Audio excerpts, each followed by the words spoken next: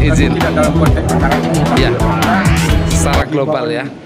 Beberapa disertasi yang kita lakukan, Ya. kemudian itu bahagian yang memang harus dilengkapi dan itu menjadi tugas negara ini. Gitu. Baik. Sepanjang itu tidak dapat dilakukan, maka sepanjang itu kasus ambigu pasal yang berkaitan dengan pembatalan hak itu yang diatur oleh Undang-Undang Pokok Agraria akan menjadi masalah. Oke. Ya. Ya. Terus kira-kira solusi apa untuk Secara fenomenal mencari ini ya? penting. Ya. Secara fenomenal ada ribuan kasus pertanahan yang ada di Indonesia ini sekarang. Bayangkan itu. Ya. Kalau yang tidak saya sebutkan ini akan diperbaiki. Ya. Jadi masakan negara kita ini ngurusi sengketa tanah terus kan? Ya. Dan itu harus dilakukan segera perbaikannya. Solusinya apa? Solusinya harus ada kemauan pemerintah, political will. Oke. Kan ini urusan pemerintah semua ini. Ya. Negara, ya Ya. kan? Presiden harus punya atensi terhadap ini. Paling tidak harmonisasi struktural pekerjaan kementerian ini bisa dilakukan sehingga sebuah kebijakan-kebijakan dilakukan walaupun undang-undangnya memang belum jelas bisa disepakati oleh semuanya gitu loh, termasuk kepolisian dan sebagainya. Ada panduan khusus mengenai itu. Kira-kira. Oke. Terima kasih Prof. Ya, silakan. Pak, hari ini sidang saksi ahli masih ya Pak ya? Ya, masih. Hasilnya seperti apa Pak? Tadi ada berapa orang ahli? Alhamdulillah hari ini dengan susah payah kita mendatangkan saksi ahli 3 orang, yaitu Profesor Fauzi Yusuf Hasibuan, terus Profesor Dr. Zainal Arifin, dan Profesor Dr. Supriyadi, ahli pidana. Nah, di semua keterangan saksi, terutama di keterangan saksi hak hukum tata negara, bahwa apa yang diperbuat oleh Pak Jaya merupakan perbuatan hukum tata negara yang tidak bisa dipidana. Nah, itu keterangan oleh saksi hukum tata negara. Karena kenapa? Perbuatan yang dilakukan Pak Jaya sudah melalui prosedur yang berlaku. Tetapi di dalam melakukan prosedur itu, tahapan-tahapan yang dilakukan itu melalui mekanisme oleh bawah-bawahannya, dan yang bila ada ternyata bawahannya yang melakukan cacat prosedur, maka surat yang dihasilkan oleh Pak Jaya merupakan surat keputusan tata usaha negara, bukan surat palsu dan tidak bisa dipidanakan. Itu dari hukum tata negara Prof. Zainal.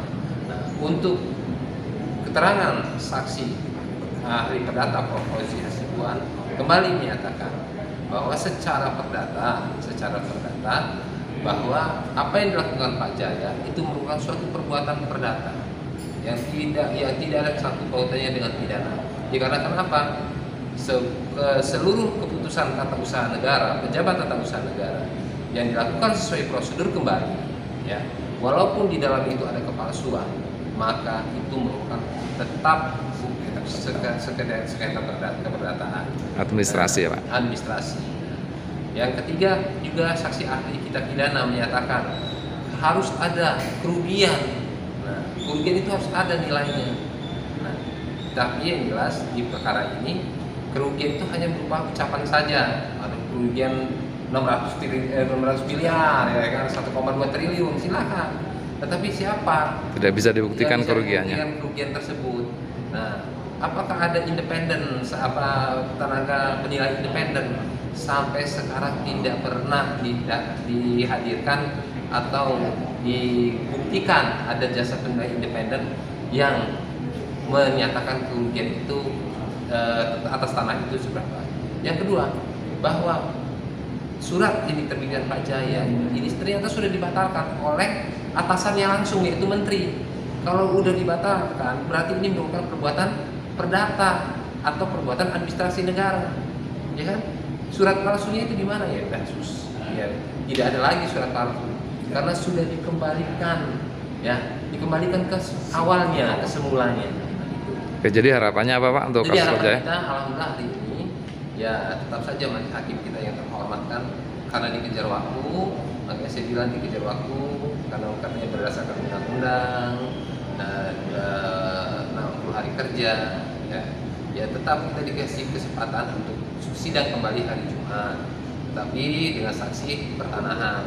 Agendanya? Agendanya pemeriksaan saksi pertanahan dan langsung pemeriksaan terdakwa langsung diperiksa.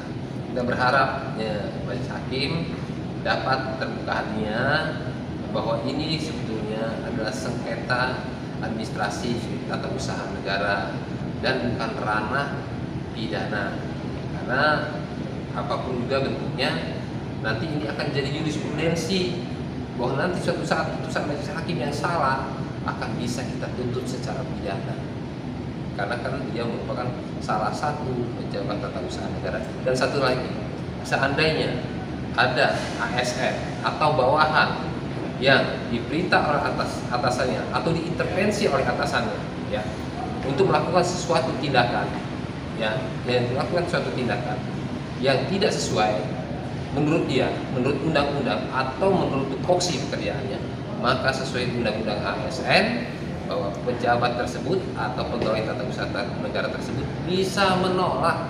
Nah, dalam perkara ini semua, misalnya Pak Jaya intervensi, ternyata tidak satupun yang menolak, bahkan para pegawai ini seolah-olah mempercepat, dan hasilnya yang akhirnya kita tahu hasilnya itu banyak kecurangan atau informasi yang disembunyikan. Ya itu aja Pak, terima kasih. Terima kasih. Ya, kita mudah-mudahan kita ketemu. Assalamualaikum.